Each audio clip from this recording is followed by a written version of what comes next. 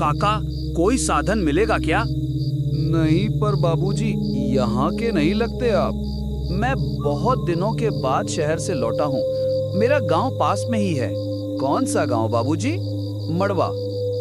जैसे ही मड़वा का नाम सुना, दुकानदार का चेहरा एक पल में पीला पड़ गया। उसकी आंखें अजीब तरह फटने लगीं, जैसे रूह कांप गई हों। हैं? अरे बाबूजी, ये तो रास्ता बहुत सुनसान। कई लोगों का कहना है कि जो भी रात को निकलता वो कभी जिंदा नहीं लौटता। क्या पता कोई छलावा होगा शायद। जिसने भी देखा वो जिंदा नहीं बचा। पर पूरा इलाका जंगली जानवरों से भरा पड़ा है। इस सड़क पर ना तो कोई गाड़ी चलती है, ना ऑटो। आप ऐसा करो, आज रात यहीं रह जाओ। अरे नहीं काका, मुझे जल्दी घर जाना है। ठीक है बाबूजी, ध्यान से जाना। बजरंगबली का नाम जपते जपते। हाँ ठीक है।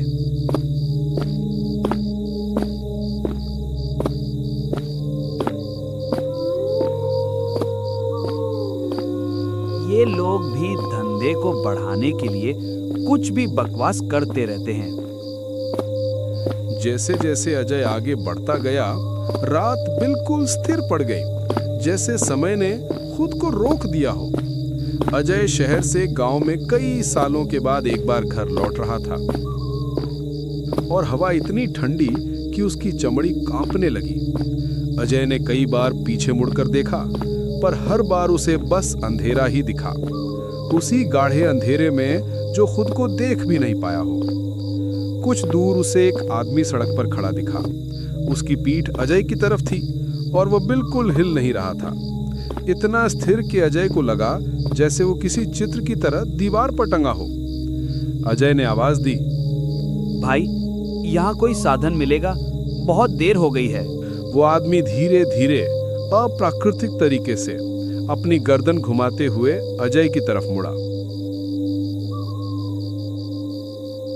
मानो गर्दन हड्डी पर नहीं, किसी रस्सी पर लटकी हो।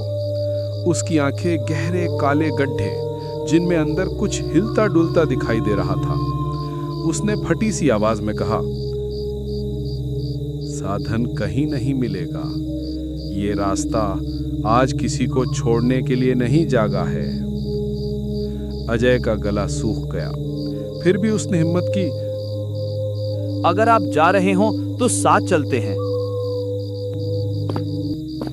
वो आदमी बिना जवाब दिए अजय के साथ चलने लगा।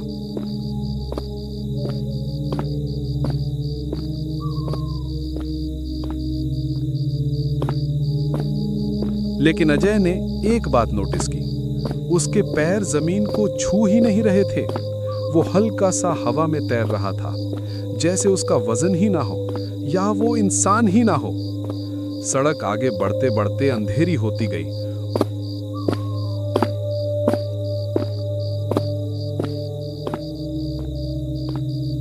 और थोड़ी दूरी पर एक विशाल खंडहर दिखाई दिया। दीवारें टूटी हुई, दरारें भीतर तक फैली हुई और खंडहर ऐसे लग रहे थे जैसे किसी जीव ने चबाकर छोड़ दिया हो। वो आदमी रुका और बहुत धीमे बोला, कुछ जगहें देखने के लिए नहीं होती, आने के लिए होती हैं और जाने के लिए नहीं। अजय ने अचानक पीछे देखा।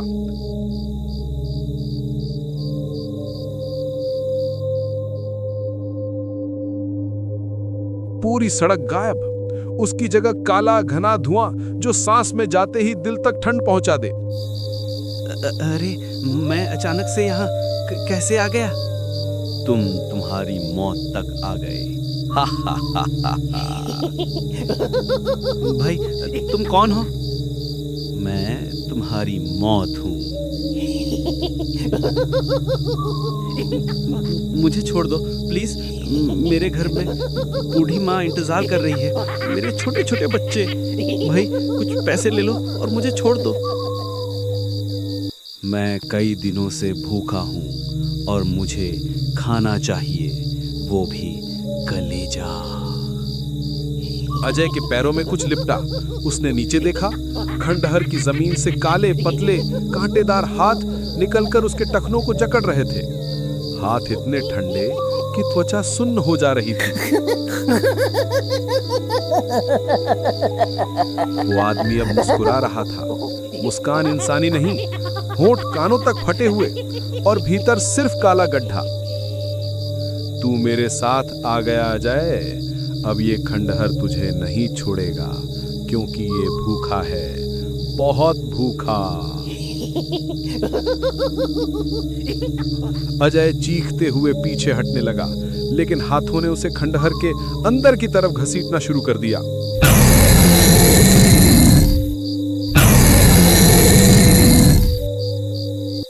दीवारों से चीखें निकल रही थीं, जैसे उनमें दबी हुई आत्माएं बाहर झांक रही हों। अजय की फाइलें उसके हाथ से छूटकर गिर गईं।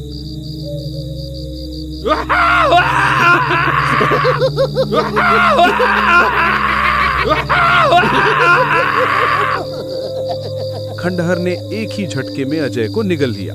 चिल्लाहट कुछ सेकंड तक गूंजी, फिर अचानक खत्म हो गई। सड़क फिर से शांत हो गई। वो आदमी वापस उसी जगह जाकर खड़ा हो गया, स्थिर, मृत और अगले शिकार का इंतजार करता हुआ।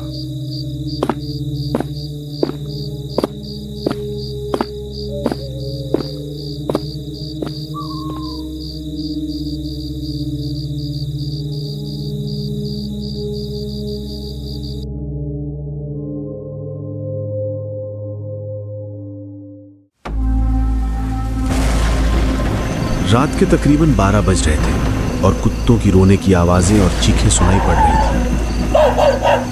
आसमान काला पड़ चुका था और गांव के चारों ओर फैले नीम के पेड़ हवा में ऐसे झूम रहे थे जैसे किसी अनदेखे डर से कांप रहे हो। कुत्ते लगातार भौंक रहे थे, कभी एक दिशा में, कभी दूसरी, जैसे कुछ उन्हें नजर आ रहा हो। उस रात काले अंधेरे में गड़गौर जैसी बारिश में पूरा गांव नींद में था। गांव वाले ऐसे सो रहे थे जैसे मानो इस बारिश ने हवा में जहर घोल दिया हो। अचानक से और गहरी गणगौर जैसी तेज बारिश शुरू हो गई। बिजलियां चीख रही थी, बादल मानो धरती को फाड़ देना चाहते हो। इस आवाजों के कारण गांव वालों की नींद खुल गई। आज पड़ोस के लोगों के पास जाने लगे। गांव के बड़े बूढ़े आदमियों को इस तरह की बारिश को लेकर बात करने लगे। अरे राम सिंह दादा, ये कैसी बरसात है? मैंने ऐसा कभी नहीं देखा, इतनी जोर से बरसते। हाँ बेटा, ये बरसात कई वर्षों से एक बार लौटती है।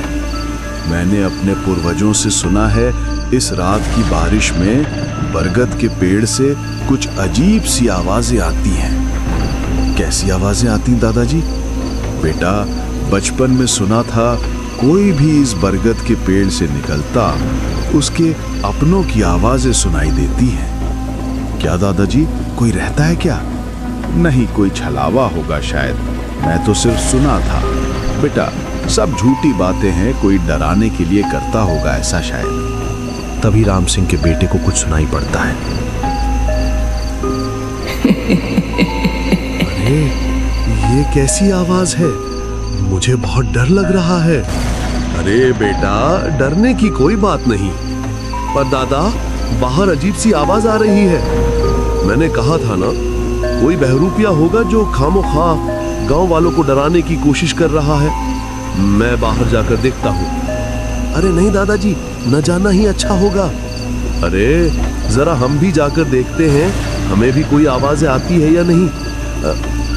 रुको दादाजी, मत जाओ, तुम यहीं रहना। बारिश की बूंदें अब बढ़ के पेड़ की पत्तियों पर ठक ठक गिर रही थीं, जैसे कोई अदृश्य उंगलियां लगातार दरवाजा पीट रही हों। हवा चलना बंद हो गई थी। सन्नाटा इतना घना कि लगता था समय भी डर से ठहर गया हो। राम सिंह धीमे कांपते कदमों से पेड़ की तरफ बढ़ रहा था। हर कदम पर उसे लगता जैसे जमीन उसके वजन से नहीं, बल्कि किसी अदृश्य खिंचाव से उसे आगे धकेल रही हो। पेड़ के नीचे पहुंचते ही वो थम गया। अचानक अंदर से दर्द से भरी एक कराह उठी, पहले धीमी, फिर तेज। मेरे पास आओ ना, आपके बिना मेरा जी नहीं लगता। आप आओगे तो हमें बहुत अच्छा लगेगा। आ जाओ, हम हमेशा के लिए एक साथ रहेंगे। यह आवाज जैसे जमीन से रिश्ती हुई उसके पैरों में घुस गई। वो हड़बड़ाकर घुटनों के बल बैठ गया। बारिश उसके चेहरे पर बह रही थी। फिर दूसरी आवाज आई, बाबा बहुत अंधेरा है, बहुत ठंड है, हमें निकालो। ये उसके बेटे शिव की थी, एकदम वैसी जैसे बचपन में चोट लगने पर आती थी। राम सिंह का दिल फटने लगा। उसने मिट्टी को उंगलियों से हटाना शुरू किया, पर जड़ों ने उसके हाथ रोक लिए, जैसे कोई अंदर से उन्हें कसकर पकड़ रहा हो। फिर अचानक सारी आवाजें एक साथ गूंजी, इस पेड़ की जड़ों में फंसा हूँ बाबा, मुझे निकालो ना बाबा। लेकिन इस बार आवाजों में मदद की गुहार नहीं थी, बल्कि टूटे घुटे दर्द से आवाजें चीख सच्ची अवस्था इतनी नुकीली कि राम सिंह का सीना जैसे किसी ने दो हिस्सों में चीर दिया हो। उसका पूरा शरीर थर थर कांपने लगा।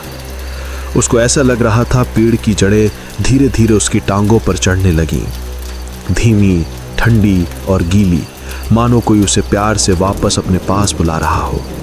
लेकिन उसी समय उसने एक आखिरी आवाज सुनी, धीमी, टूटी हुई, पर भीतर तक चीरती हुई, बाबा दर्द बहुत है, हमें अकेला मत छोड़ो। राम सिंह की सांस रुक गई। वो न मिट्टी हटा पा रहा था, न भाग पा रहा था, न आवाजों को छूट कह पा रहा था। और पेड़ के ऊपर काली छाल पर एक लंबी धरार उभरी और एक काला साया प्रकट हुआ। राम सिंह की आंखें फैल गईं। उसने पीछे हटना चाहा, मगर जड़ों ने पहले ही उसकी टांगों को कसकर पकड़ लिया था। बरगद के पेड़ की जड़ें अब उसके घुटनों तक लिपट चुकी थी। राम सिंह की ओर हाथ बढ़ाता हुआ जैसे सब उसे पहचानता हूं, पर इसका स्पर्श ठंडा नहीं बल्कि जलता हुआ था, जैसे बर्फ और आग एक साथ उसकी त्वचा में घुस रहे हों। राम सिंह दर्द से चीखा। बरगद के जड़ों ने उसे और कस लिया और वो कीचड़ में घुटनों के बल गिर पड़ा। बरगद के पेड़ के नीचे राम सिंह की चीखें गूंज रही थीं, पर पूरा गांव बस देख रहा था।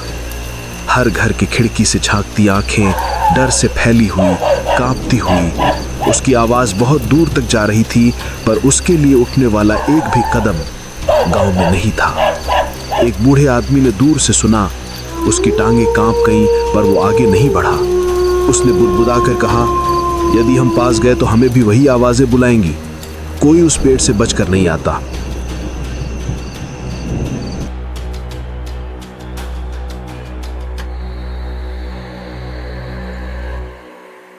रात के ठीक 11:47 हो रहे थे। चारों तरफ घना जंगल था, इतना घना कि कार की हेडलाइट भी पेड़ों के आगे हार मान रही थी। लेकिन भारी हल्की हवा, सड़क पतली थी, काली और गीली, जैसे किसी ने इसे जानबूझकर अंधेरे में छुपा रखा हो। रेडियो बंद था, मोबाइल नेटवर्क नहीं था, बस इंजन की आवाज और दिल की धड़कन।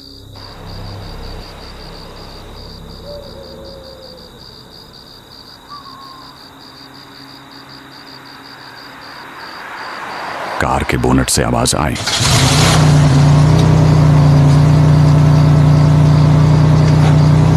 अब ये क्या? अमन ने एक्सीलेटर और दबा दिया, लेकिन कार झटका मारकर बंद पड़ गई। पेड़ ऐसे लग रहे थे जैसे सड़क पर झुककर उसे घूर रहे हों। तभी अचानक झटका, कार खुद ब खुद रुक गई। घबराया हुआ उसने चाबी घुमाई।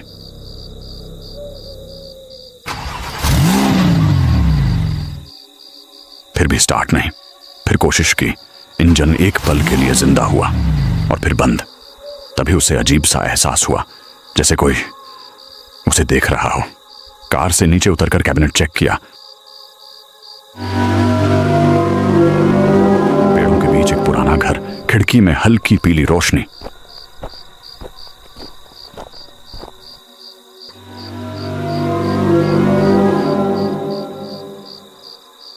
कैबिनेट चेक किया तो पूरी तरह से कार खराब हो गई। उसको पता, कार फिर स्टार्ट नहीं होगी।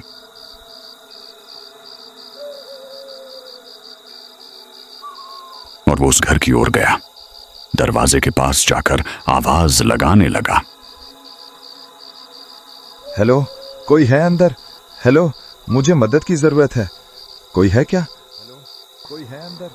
हेलो, मुझे मदद की जरूरत है। कोई है क्या? हेलो।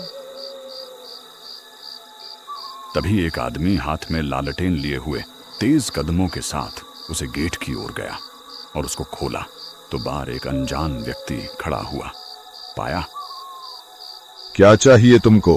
भाई, मेरी गाड़ी खराब हो गई है। कोई पास में वैज्ञानिक या कोई गांव है पास में? अभी इस टाइम कोई मदद नहीं मिल पाएगी। दूर दूर तक कोई गांव नहीं है। ये चारों तरफ से घिरा हुआ पहाड़ियों से। तुम चलो आज मेरे घर पे ही रुक जाओ। ठीक है।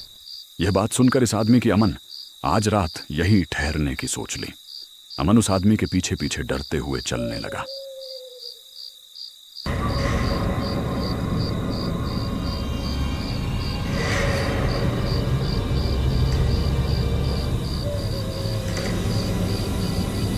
अमन को यह बात हजम नहीं हो रही थी, क्योंकि इतने बड़े घर के अंदर कोई अकेला आदमी रह सकता क्या? इतने बड़े घर में आप अकेले रहते हो क्या? कोई और नहीं है? नहीं, मैं अकेला कहाँ रहता हूँ। सब कुछ तो है ना। ये पहाड़, ये जंगल, ये बंगला, और क्या चाहिए? नहीं भाई, मेरा ये कहने का मतलब नहीं है। कोई बात नहीं। तुम्हें कुछ चाहिए? मुझे घर पे फोन करने के लिए कोई मोबाइल मिलेगा? भाई, मुझे घर से निकले बहुत टाइम हो गया। नहीं, कोई मोबाइल नहीं है। तुम्हें पानी चाहिए? हाँ। तभी वह आदमी अमन के लिए पानी लेने चला गया। अमन मन ही मन में सोचा, इतने बड़े घर के अंदर ये अकेला कैसे रहता होगा? कोई गड़बड़ तो नहीं? पास पड़े हुए फ्रिज के अंदर से एक बोतल निकालकर ले आया। लो, पी लो पानी। और कुछ चाहिए तो मुझे बोल देना। हाँ भाई। यह कहकर आदमी अपने कमरे की ओर चला गया और अमन पानी पीकर अपने ही मोबाइल में बार बार कॉल कर कर चेक कर रहा था। भाई, नेटवर्क कैसे नहीं आ रहा? आजा भाई, आजा प्लीज, एक बार आजा, बस एक बार कॉल लग जाए। कि एक बार कॉल लग जाए। कई बार ट्राई करने के बावजूद भी किसी को भी कॉल नहीं कर पा रहा था। पास पड़े हुए बेड पर जाकर थोड़ी देर आराम करने लगा।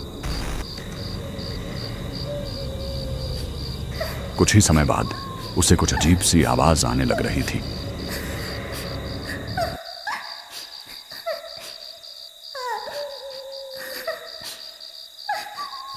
अरे, यह कौन हो सकती है? यह शायद किसी औरत की आवाज लग रही है। तभी अमन यह आवाज सुनकर उसे कमरे की ओर कदम बढ़ाया। तभी उसने एक ऐसी चीज देखा और वह घबरा गया। अरे, यह बुढ़िया कौन है? उसने तो बोला मेरे अलावा कोई नहीं है, पर यह बुढ़िया। सब मेरी गलती है, मेरे कारण ही हुआ है। मुझे माफ कर, प्लीज माफ कर दो। हे मेरे भगवान, ये सब मैं कैसे ठीक करूं? सब मेरी गलती है, मेरी गलती है। बुढ़िया अजीब तरह से नींद में कुछ बक रही थी, जैसे किसी को अपनी गलतियां बता रही हो, या इस दुनिया में वो इंसान मौजूद ही नहीं हो। अचानक की बुढ़िया बेड से जाने कहां गायब हो गई। तभी अमन अपने कमरे की ओर वापस भागा। अपने कमरे में आकर चैन की सांस ली। ये बुढ़िया अपने आप कहीं गायब हो गई। ये कोई भूत तो नहीं है? ऐसी हो सकता। मुझे यहां से भागना चाहिए।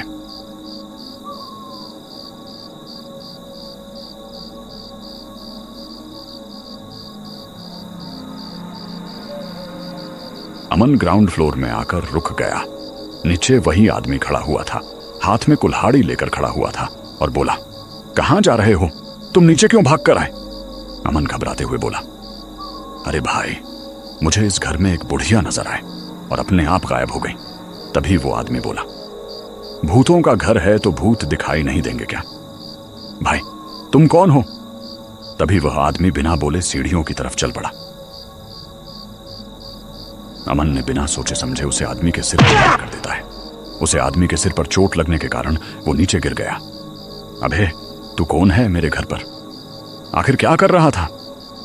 अमन की यह बात सुनकर वो आदमी रोते हुए बोला, मैं एक चोर हूं, बस चोरी करने आया था। तुमने चोरी आखिर किस चीज की? अभी तक मैं किसी चीज की चोरी नहीं की। चोरी करने वाला था, पर बाहर किसी कार की आवाज आने के कारण मैं चुप कर बैठ गया था। कुछ ही समय बाद तुम मदद की गुहार लगाने लगे। तुम्हें कोई अनजान व्यक्ति समझकर तुम्हारी मदद करने के लिए दरवाजा खोलो और तुम अंदर आ गए। मुझे पता नहीं था कि तुम्हारा ही घर था। अमन उसे आदमी पर और देता। उसे आदमी को पूरी तरह से जान से मार डाला। आखिरकार अमन कौन था और इस बंगले से क्या नाता था? या कोई साइको किलर था?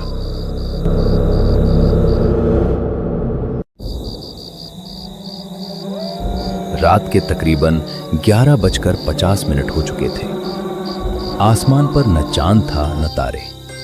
बादलों ने पूरी रात को ऐसे ढक रखा था जैसे किसी ने काले कपड़े से सब कुछ ढांप दिया हो। गांव की आखिरी सीमा से आगे एक पतली कच्ची सड़क जाती थी, सीधे स्मशान की तरफ। उसी सड़क पर एक आदमी तेज कदमों से चलता आ रहा था। उसके हाथ में एक पुरानी गंदी सी पोटली थी। पोटली इतनी कसकर बंधी हुई थी जैसे उसके अंदर कुछ जिंदा हो और निकलने की कोशिश कर रहा हो। उस आदमी का नाम था शिवराम। शिवराम गांव में साधारण आदमी माना जाता था, न ज्यादा बोलने वाला न ज्यादा हंसने वाला। लेकिन पिछले कुछ दिनों से लोग नोटिस कर रहे थे कि उसकी आंखों के नीचे काले घेरों के साथ साथ एक अजीब सी बेचैनी बस गई थी। आज वह संन्यास लेने जा रहा था, या कम से कम वह ऐसा ही कह रहा था। जैसे ही शिवराम ने स्मशान की सीमा में कदम रखा, हवा अचानक ठंडी हो गई। पीपल और बरगद के पेड़ों से टकराती हवा में ऐसी आवाज थी जैसे कोई धीमी हंसी हवा में तैर रही हो। शमशान में जल चुके चिताओं की राख अब भी जमीन पर जमी हुई थी। एक टूटा हुआ चबूतरा था, कुछ अधजली लकड़ियां और एक कोने में पड़ा हुआ कंकाल जिसे गांव वाले सालों से अनदेखा कर रहे थे। शिवराम ने चारों तरफ देखा। आज कोई नहीं होना चाहिए, वह खुद से बुदबुदाया। तभी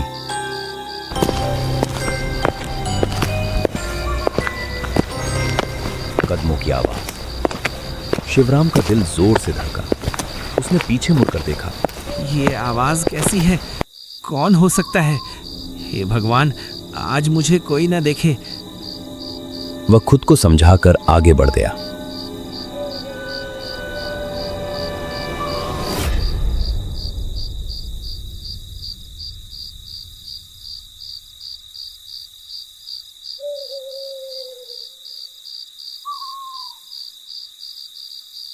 श्मशान के बीचों बीच पहुंचकर शिवराम जमीन पर बैठ गया। उसने कांपते हाथों से पोटली को अपने सामने रखा। पोटली से हल्की सी सरसराहट आने लगी।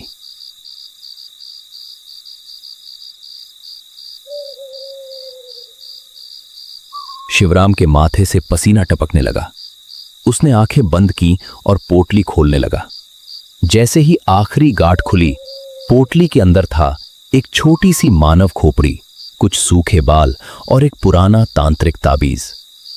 माफ करना मेरे दोस्त, मेरी मजबूरी है। आखिर शिवराम की क्या मजबूरी रही होगी? 3 महीने पहले शिवराम का बेटा मोहन अचानक बीमार पड़ गया था। डॉक्टर, दवाइयां, झाड़ फूंक, कुछ काम नहीं आया। एक रात गांव के ही एक तांत्रिक ने कहा था, जिस आत्मा ने इसे जकड़ा है वो मुक्त नहीं होगी। या तो बेटा जाएगा या तू स्मशान में सन्यास का सौदा करेगा। यही बात सन्यासी की सुनकर अपने बेटे के लिए वह खुद सुशेदापन लेने जा रहा था। पास पड़े खुदाल को उठाकर जमीन खोदने लगा।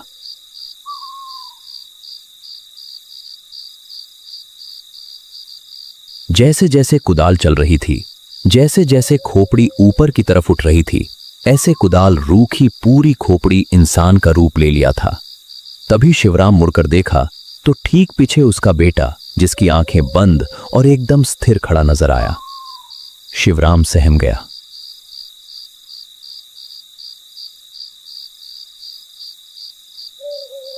अरे, तुम यहाँ कैसे आए? तुम तो बीमार हो, यहाँ शमशान में कैसे आया? कुछ तो बोलो, कोई तुझे छोड़कर गया क्या? कोई आया तुम्हारे साथ? कहीं देर तक खोपड़ी से बना उसका बेटा कोई जवाब नहीं दे पा रहा था। अचानक से नीचे गिर गया और उसी खोपड़ी में बदल गया। और यह होते हुए शिवराम अपनी आंखों से साफ देख पा रहा था। अरे, ये क्या हुआ? शायद मेरा वहम होगा। जल्दी से पड़ी खोपड़ी को उठाया और शिवराम ने कांपते हाथों से खोपड़ी को गड्ढे में दफनाना शुरू किया। मिट्टी डालते समय उसके हाथ रुक रुक कर कांप रहे थे, पर वह खुद को समझा रहा था, ये सब मेरा वहम है, बस मेरा वहम।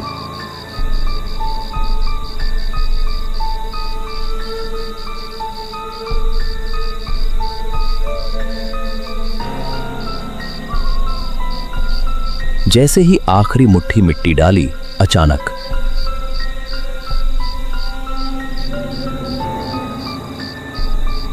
किसी के चलने की आवाज। शिवराम ने गर्दन उठाई।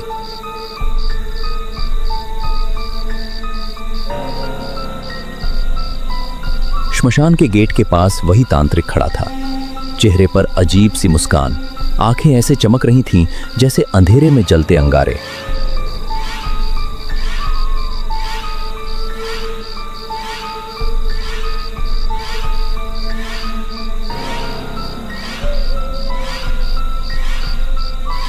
दफना दी? उसने धीमी लेकिन भारी आवाज में पूछा। शिवराम ने सिर हिलाया। मैंने जैसा आपने कहा था वैसा कर दिया। तांत्रिक हंसा, पर वो हंसी इंसानी नहीं थी। तो समझ ले, सौदा पूरा हुआ। मेरा बेटा। शिवराम की आवाज गले में अटक गई। तांत्रिक ने स्मशान की जमीन की तरफ इशारा किया। जिसे तूने मिट्टी दी वही अब तेरे घर तक जाएगा। शिवराम का शरीर सुन्न पड़ गया। मतलब मोहन जिंदा रहेगा, पर वो अब तेरा बेटा नहीं होगा। अगले ही पल तेज हवा चली। पीपल के पत्ते जोर जोर से हिलने लगे। तांत्रिक की परछाई फैलती गई और फिर वो गायब हो गया। शिवराम बदहवास हालत में घर की ओर भागा।